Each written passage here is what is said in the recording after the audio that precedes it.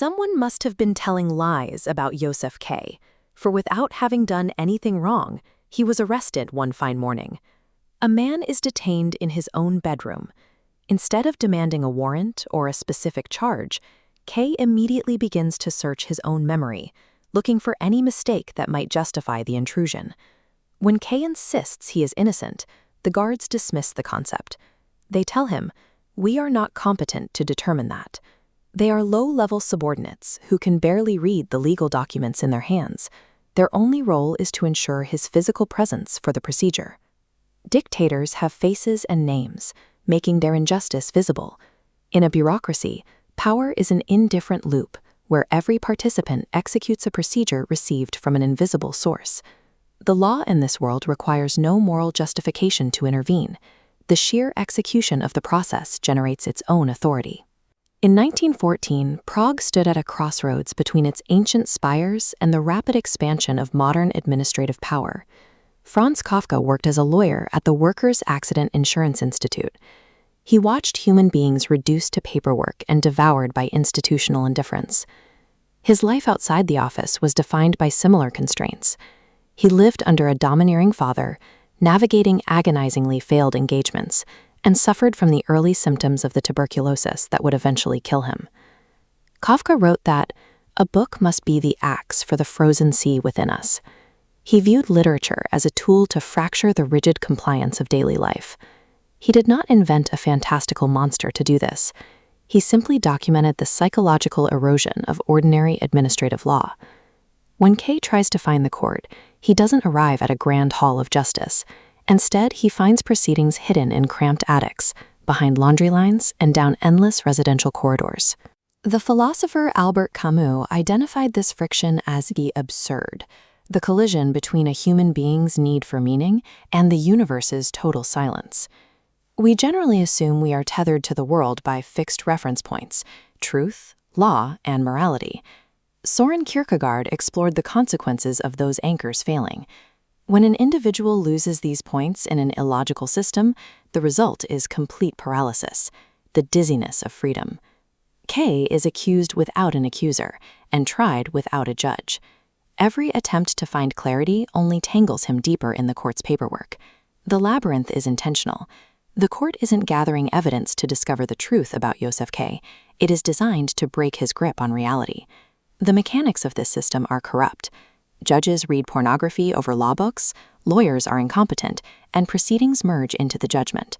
The philosopher Louis Althusser described this structure as an ideological state apparatus. Althusser argued that a state apparatus does not need to deliver justice. Its mere heavy presence in the lives of citizens is enough to force their compliance. Michel Foucault expanded on this idea through his theory of disciplinary power. Foucault drew a sharp distinction between punishment and discipline. The court isn't punishing K for a past action. It is actively disciplining him, training his daily thoughts and behaviors to align with the needs of the institution. The system's primary weapon is suspension. The court never officially starts K's trial, and it never officially ends it.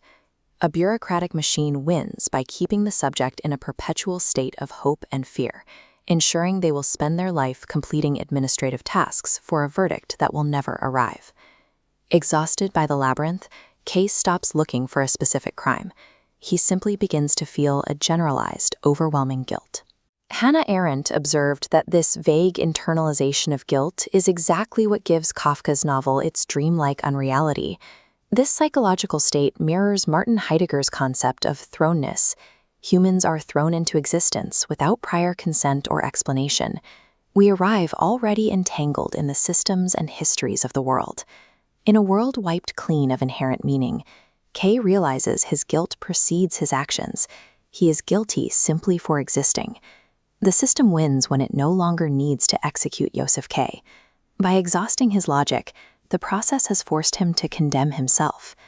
Joseph K's internal collapse mirrors a condition shared by a modern world built on systems we can neither explain nor escape.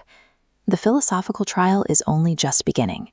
Part 2 examines the parable of the doorkeeper, connecting Kafka's vision to the automated bureaucracies and algorithmic justice of the near future. Joseph K. remains the definitive portrait of the modern individual, a subject whose very existence is defined by the systems that judge him. Joseph K. is unexpectedly arrested one fine morning, without warning, without cause, and without any clear explanation. No charges are named.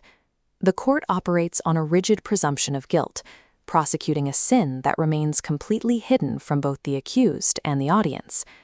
Franz Kafka traps his protagonist in a maze of tenement attics and incompetent functionaries. K is forced to navigate a labyrinthine legal process that operates on the disorienting, inescapable logic of a dream. But the philosophers have not yet entered the room. Beneath the surface of this bureaucratic nightmare lies a precise academic framework. The court's physical oppression is secondary to the hidden philosophical mechanisms that make it possible. Near the end of the novel, a priest in a darkened cathedral tells K a parable. A man from the country arrives at an open doorway seeking access to the law.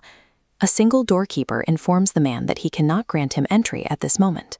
Instead of walking through the open gate, the man sits on a stool by the door. He waits for years. He begs the doorkeeper. He offers bribes, which the doorkeeper accepts only so the man won't feel he missed an opportunity.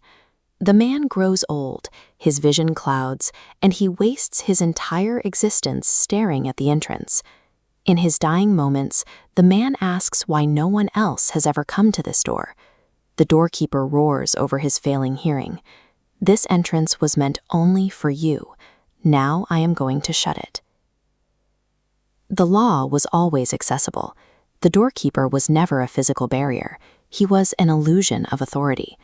The man waited because he chose to wait. Confronted by the vastness of his own agency, he surrendered it, complying with the gatekeeper because he possessed a desperate psychological need for external permission. Ultimately, the law is an internal construct. Individuals manufacture their own prisons by willingly submitting to arbitrary gatekeepers.